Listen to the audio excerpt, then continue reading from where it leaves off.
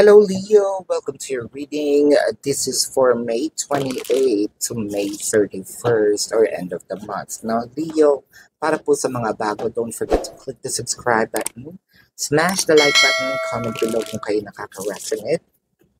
Hit the notification bell kung gusto nyo pong ma-notify kayo every time na tayo nag-release ng bagong video. No?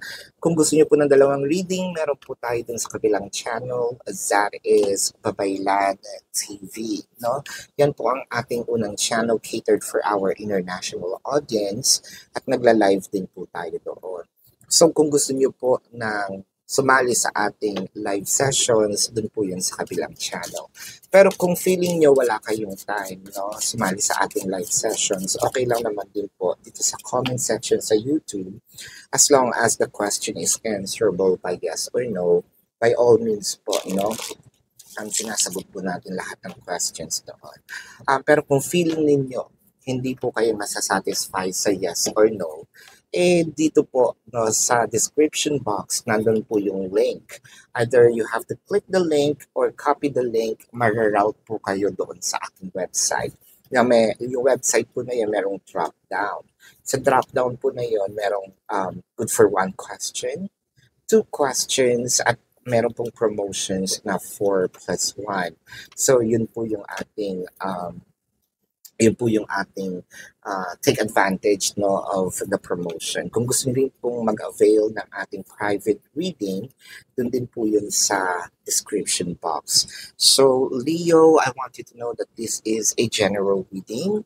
You may resonate with the entire reading or you may resonate with some bits and pieces of the reading.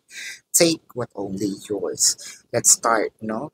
So, parang ang tagal nyo nang magkahiwalay nitong taong or ito na yung pinakamatagal na paghihiwalay ninyo.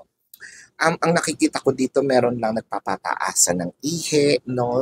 Kumbaga sabihin natin nagpapayabangan, hindi kita kailangan, hindi rin kita kailangan, sagot din ng isa. Pero ang totoo niyan, let's be honest, mahal nyo pa at alam nyo hindi dito natatapos itong relasyon na ito.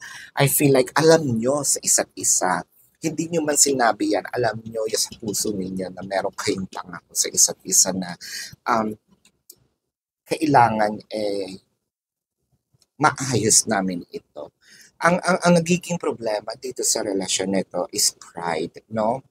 Yung mga pagkukunwaring na hindi kita gusto, ayaw na rin kita, no? With the 8 of Cups, the Hermit, and the World card.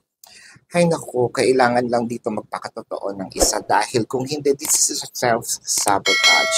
What I'm seeing in here, you know, usually sa traditional tarot, no, itong 8 of Cups, buo naman yung mga cups, no? Pero dito, kung iyong makikita, sira lahat, walang mapapakinabangan. And I feel like this is a self-sabotage. Kaya ako nasabing self-sabotage. Kasi the more na walang kumikilos, the more nasayang yung time, the more malaki ang chance ng pagbabago, no?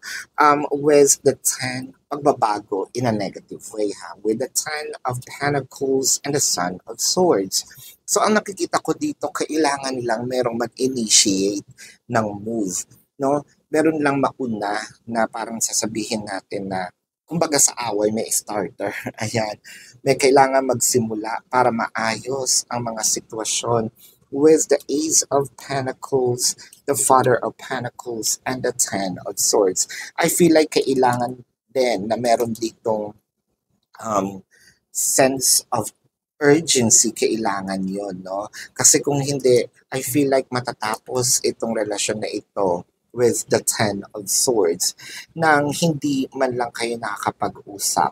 Nang kumbaga mabibitbit nyo to, no? Ito yung magiging baggage nyo in the future na sana kumilos ako, na sana kinausap ko, na sana nag-invest ako, na sana with the Ace of Pentacles, no? Ace of Pentacles na sana gumawa ako ng hakbang, sana naging kami uli.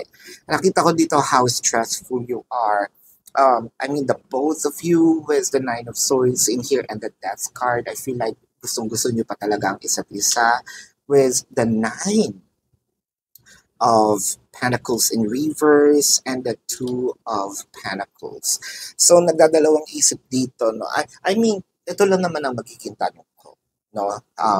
Kung sino man yung nakikinig sa akin, whether this is Leo or the cross watchers, no? Especially nakaka-resonate dito. Would you rather kumbaga lunukin ang pride and be happy now, or would you rather take the pride and kasi makikita ko mag-e-end na to very soon and sabihin natin magsisi tayo all throughout our lives. So yun lang naman ang aking $1,000,000 question. $1,000,000 talaga, no? No, that's my just 2 cents here. Now, the decision still yours, no? Leo, tignan natin ang zodiac sign ng person mo. It could be their sun sign or it could be a placement in their chart. What I am seeing in here is Taurus, Scorpio, Sagittarius, Pisces, Virgo. Yan ang iyong reading for now, no, Leo? Again, para po sa mga bago, don't forget to click the subscribe button, smash the like button, comment below kung kayo nakaka-resonate. Love and light. Namaste po. See you sa susunod na reading. Goodbye. You want the best of my